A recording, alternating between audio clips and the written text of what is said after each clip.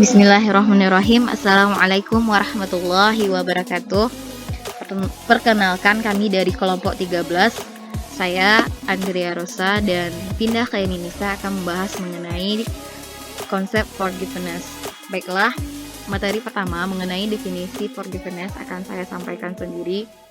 Jadi dalam definisi forgiveness ini ada beberapa ahli yang mengemukakan terkait forgiveness. Pertama, menurut Michael MC Klotz pada tahun 1997, ia mendefinisikan bahwa forgiveness merupakan satu set perubahan motivasi di mana satu organisme menjadi semakin menurun motivasi untuk membalas terhadap satu hubungan mitra.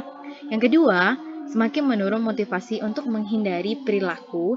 Yang ketiga, semakin termotivasi oleh niat baik dan keinginan untuk berdamai dengan pelanggar meskipun pelanggaran tersebut berbahaya. Nah, yang kedua ada pendapat dari Philpott pada tahun 2006. Dia menyimpulkan forgiveness sebagai atau dalam arti terjadi ketika seseorang menyadari dirinya telah disakiti dan merasa seharusnya ia memperoleh perlakuan yang baik. Jadi dapat disimpulkan dari definisi forgiveness di atas, proses forgiveness itu sendiri adalah proses atau hasil dari sebuah proses yang melibatkan perubahan emosi dan sikap terhadap orang yang menyakiti. Selain ahli dua di atas, juga terdapat satu ahli yang sangat umum terkenal mengenai konsep forgiveness itu sendiri, yakni Worthington et al. Pada tahun 2005 dia mengatakan bahwa forgiveness itu terjadi apabila satu individu menyadari bahwa ia telah disakiti. Yang kedua, forgiveness terjadi apabila melawan rasa sakit kemudian melepaskan rasa sakit tersebut dan keinginan balas dendam.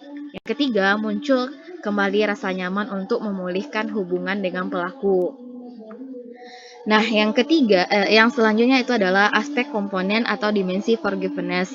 Menurut Baumeister, Slim dan serta Sommer, dikutip dari Worthington pada tahun 1998, dia menjelaskan bahwa ada dua dimensi dari forgiveness, yakni pertama dimensi intrapsikis dan dimensi interpersonal. Jadi dari dua dimensi ini terbagi dalam 4 jenis forgiveness. Yang pertama, hollow forgiveness.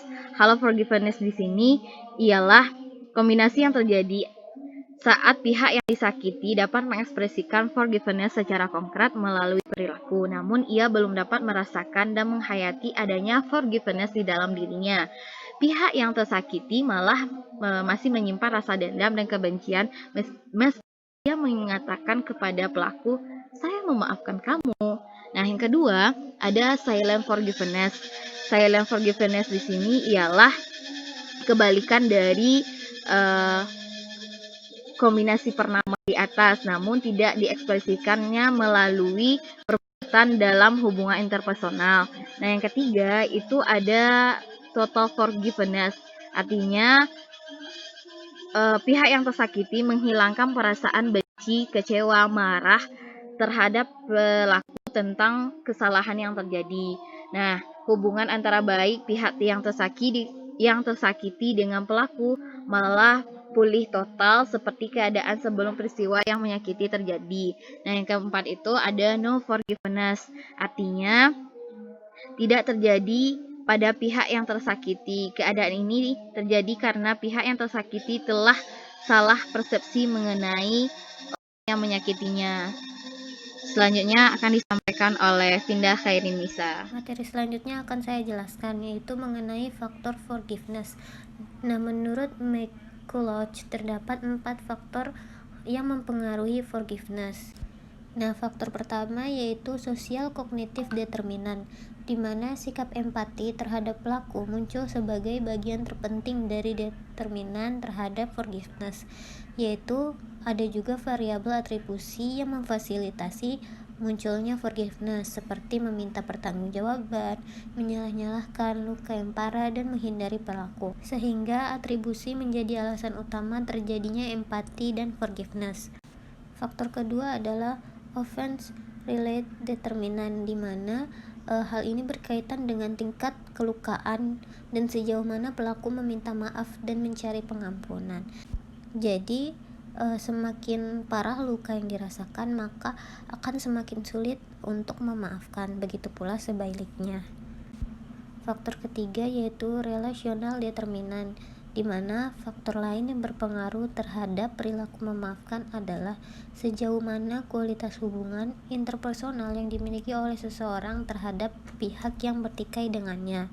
Nah, memaafkan di sini tuh dipahami sebagai perubahan motivasional setelah terjadinya konflik. Nah, maka ada tingkat yang berpengaruh terhadap forgiveness, yaitu kedekatan, kepuasan, komitmen, dan intimasi.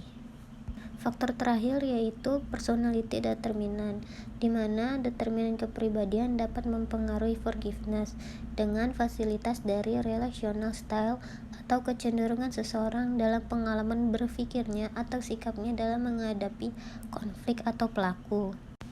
Nah, dalam Big Five faktor personality juga diketahui bahwa kepribadian agreeableness dapat mempengaruhi forgiveness secara signifikan. Dan materi selanjutnya yaitu mengenai penelitian terkait. Nah, di sini ada 3 jurnal yang berkaitan dengan forgiveness, yaitu pertama jurnal yang ditulis oleh Eka Wahyu Pratiwi dan Claudia Kimberly pada tahun 2009 yang berjudul Dinamika Forgiveness pada Anak Korban Perceraian. Dan jurnal selanjutnya bisa teman-teman baca di PPT. Sekian materi yang dapat kami sampaikan, kurang lebihnya mohon maaf. Assalamualaikum warahmatullahi wabarakatuh.